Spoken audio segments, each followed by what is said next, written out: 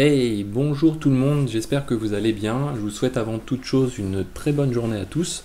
On est généralement le matin de bonne heure quand cette vidéo est publiée. On continue sur cette fois-ci la troisième vidéo dédiée au scripting de notre saison 3 avec pour objectif de faire de la collecte de data au niveau d'un ensemble de machines, d'un ensemble de serveurs. C'est quelque chose qui peut être utile pour les gens qui ont des Raspberry par exemple, des choses comme ça. Globalement, généralement, les gens qui sont dans ce domaine-là savent déjà faire ces choses-là, mais ça vaut le coup de se répéter et de voir les choses ensemble. Et pour les autres, ça permet d'apprendre surtout à le faire. Donc l'objectif de cette saison 3, c'est de collecter des données d'un ensemble de serveurs et de centraliser tout ça vers un autre serveur. Donc en gros, on a un envoi de data de machine à machine qui va être réalisé. On a donc dans la première vidéo installé MariaDB sur chacun des serveurs. On a ensuite dans la deuxième vidéo inséré et créé des datas dans chacune des tables. Donc on a 10 tables à l'intérieur de chacune des bases de données. Donc on a 3 machines. Pour chacune des machines, on a 3 bases de données. Et pour chacune des bases de données, on a 10 tables avec des volumétries variables. Donc nous, si on regarde, je vous remets à disposition le lien dans la description, mais vous avez donc on a un script qui permet de on a un script qui permet de lister les tailles et les volumétries des bases. En l'occurrence ici, voilà, donc là je définis la liste des IP sur lesquels on travaille. Donc là je l'ai fait à la main. Les fois précédentes j'avais été tapé directement dans le répertoire dédié à Ansible qu'on a vu dans la première vidéo et récupérer les données des hosts pour pouvoir récupérer les IP. Donc hop, si on regarde show size, voilà. Donc on a pour chacune des machines des volumes et pour chacune le volume de chacune des bases. L'objectif d'aujourd'hui, c'est de commencer à collecter nos premières données. Donc pour collecter nos données, nous ce qu'on va faire, c'est que on va utiliser un script que j'ai déjà élaboré, mais on va surtout le voir ensemble. Donc il s'appelle script.sh. On peut le renommer d'ailleurs. On va le nommer, le nommer script. On va le nommer collect.sh. Voilà. Donc collect.sh. Voilà. Donc, on va y aller progressivement parce que le but c'est de pas perdre tout le monde. Donc, première chose à faire, on va récupérer la date du jour. Donc, la date du jour, ça se fait de manière assez simple avec bash. On définit une variable, date underscore jour par exemple, égale, sans espace ni avant ni après le égal, et on met 2 backquotes. Donc, on ouvre les backquotes, on ferme les backquotes. Dedans, on utilise la fonction date. Donc, si on regarde la fonction date, hop, je vais ressortir. La fonction date. Hop. Donc, si on tape date, voilà ce que ça nous procure. On a la date détaillée, c'est-à-dire à la fois le jour, l'année et l'heure. Nous, ce qu'on veut, c'est une date avec pourcentage Y où on a l'année,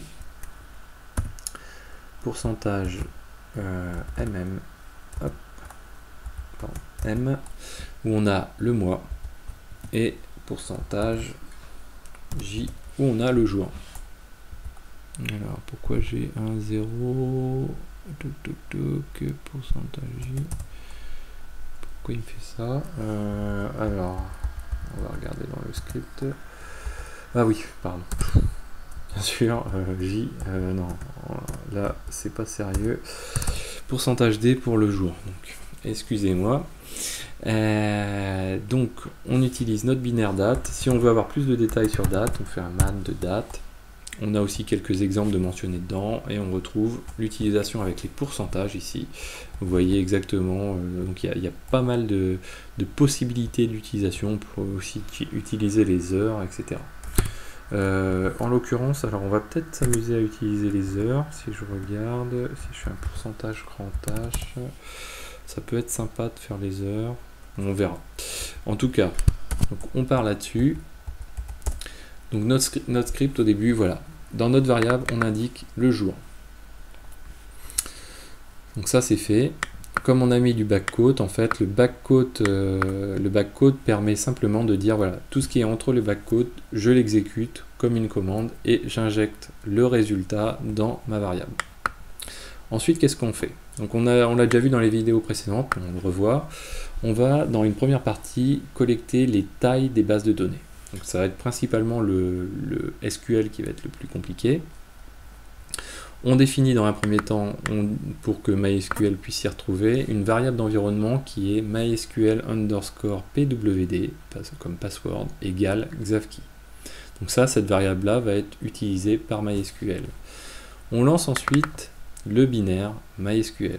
On lui dit l'utilisateur à utiliser, c'est xavkey. Ça, on l'a déjà vu dans les vidéos précédentes, c'est celui qui est... alors le binaire, on utilise MySQL, hein, mais c'est pour du MariaDB. Ensuite, on indique "-s grand N". Le "-s grand N permet de supprimer les headers et les footers des résultats de requêtes au niveau des bases de données. Si on ne le fait pas, on se retrouve, alors on va regarder ensemble. Si je me remets dans...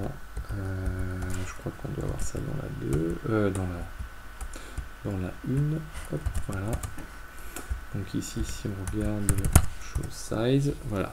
Ce qu'on appelle header et footer, c'est cette partie-là et cette partie-ci. Donc en gros, nous, le "-s grand N permet d'enlever toutes les fioritures qu'il y a autour des résultats. Nous, ce qu'on veut, c'est simplement ce qui est indiqué dans le tableau, les valeurs utiles.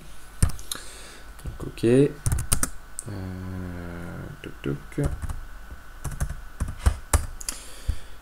On retourne sur notre script. Donc là, ensuite, on précise un "-e". Le "-e" va nous permettre, entre double quotes, de passer une requête SQL. Donc si on regarde cette requête SQL, qu'est-ce que l'on fait dedans? On lui dit, voilà, tu nous retournes la valeur, donc tu travailles sur, on va regarder tout de suite, la table information schéma. Voilà. Alors, point tables en l'occurrence. Ensuite, sur cette table sur laquelle on fait un from, on lui dit tu nous récupères un premier élément, le table underscore schéma. Donc le table underscore schéma, là ici je l'ai reprécisé entre simple quotes, ça permet de définir des entêtes de colonnes, mais là c'est plus pour s'y retrouver. Le table underscore schéma permet de récupérer donc le nom de la table. Ensuite on lui dit tu me prends la taille des datas pour chacune donc des...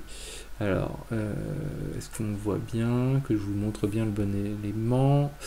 Donc, tu me prends la taille des datas et la taille des index. Là, on ne le voit pas très bien, mais pour chacune des tables de chacun des table underscore schéma. Tu m'en fais la somme, donc la somme des datas et des index. Ça, ça va représenter donc le volume total de notre base, qu'on divise par 1024, de manière à se retrouver... on le divise 2 fois par 1024, de manière à se retrouver avec des mégas. Et on lui dit, ensuite, tu me fais un arrondi. Donc, round, entre parenthèses, l'élément en question, et ici, virgule 2, de manière à arrondir à 2 chiffres après la virgule. Voilà, donc on a une taille en mégabits, ici. Et ensuite, qu'est-ce qu'on lui dit? On lui dit where le nom de la table n'est pas, parce que nous, ce qu'on ne veut pas, c'est récupérer les éléments des tables, on va dire système, donc les tables qu'on avait vues quand on a installé par défaut. MariaDB stocke des informations dans une table qui s'appelle MySQL, une table qui s'appelle Performance Schéma et une table qui s'appelle Information Schéma. Donc nous, on lui dit ne récupère pas ces éléments-là. Donc ici, where le nom de la database, donc table underscore schéma, n'est pas compris ni dans MySQL, performance schéma et information schéma. Et puis à la fin, on lui dit tu me regroupes pour faire le calcul ici de la somme des éléments. On fait un group by table schéma, c'est-à-dire que pour chacune des tables, il calcule ça et il fait la somme. Cette somme, elle est réalisée au niveau de chacune des databases. Ok, donc ça c'est le SQL. Je suis désolé, c'est quand même un petit peu long cette pratique, mais c'est important. Derrière, qu'est-ce qu'on fait? Donc, sachant qu'on l'a vu tout à l'heure, mais donc on va avoir deux colonnes. On va avoir une colonne où on va avoir le nom de la base et une colonne où on va avoir la volumétrie de cette base en mégabits. Nous, ce qu'on veut faire, c'est que on veut afficher ça en CSV. Donc pour afficher ça en CSV, comme les deux colonnes sont séparées par une tabulation, nous on fait un TR donc pour remplacer des caractères. Donc le caractère qu'on veut remplacer, c'est le caractère tabulation, donc anti/t, et on le remplace par un point virgule, tout simplement. Derrière, on va utiliser awk. Ça, je vous invite à retourner vers la playlist, la saison 2 de notre playlist dédiée au scripting. Et là, qu'est-ce qu'on fait avec le awk? Donc on pipe à chaque fois, hein, bien sûr. Et dans ce awk, on fait une chose. On dit, voilà, on définit une variable awk qui s'appelle date du jour et qui reprend la variable bash date du jour. On définit une autre variable awk qui s'appellera host et qui prend la valeur du hostname. Vous allez voir, ça va être beaucoup plus parlant quand on va voir le résultat. Et ensuite, à la fin, on dit, voilà, tu m'affiches les choses de la manière suivante. Tu m'affiches la date du jour, suivi d'un point virgule, suivi du host, suivi d'un point virgule, et suivi des éléments que tu as collectés auparavant, le $0 de chacune des lignes qui a été collectée par, en fait, le binaire MySQL. Voilà. Donc ça, c'est une première chose. Donc avec ça, on collecte la taille des bases.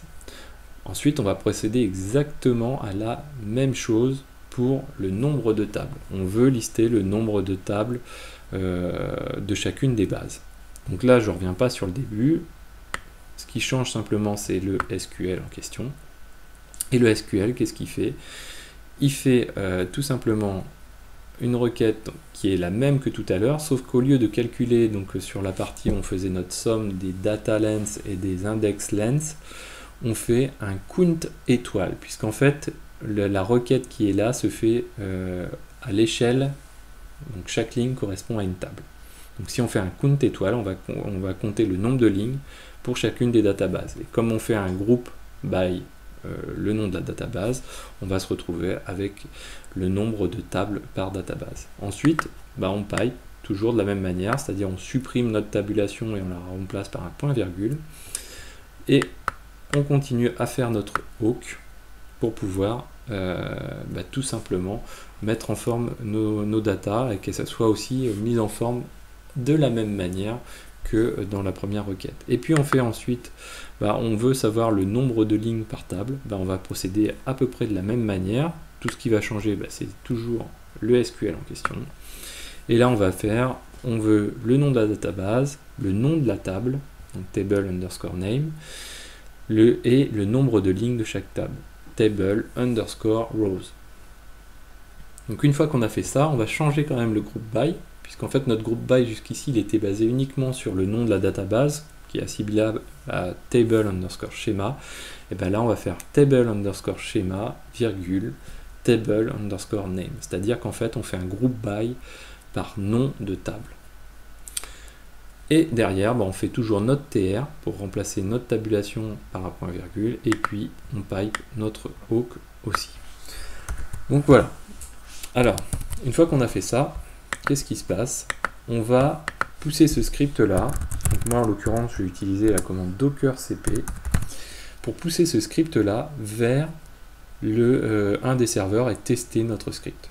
Donc pour ça, on va faire alors, on va se rendre nous sur un des serveurs, out at 172.17.0.3. Hop, voilà. Je me connecte à un des serveurs, voilà. Et donc moi, je veux ici faire un